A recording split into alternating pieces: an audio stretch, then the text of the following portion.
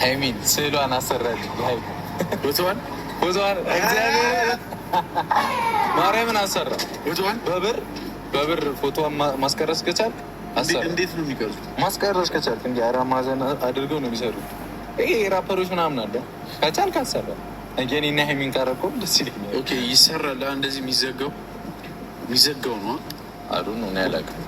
ራፐሮች ላይ ምናምን አለ መሰራት የሚያስራ ግን በብር የሚለው ነው።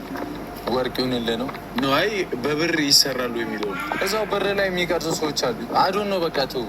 እሺ ይሄ የምታውቁ ሰዎች ካላችሁ በውስጥ ወየ በልኝና ሄደን ፈልገን ገዝቼ እዚህ ላይ ሀይሚን ተሸክመ ዞራለሽ።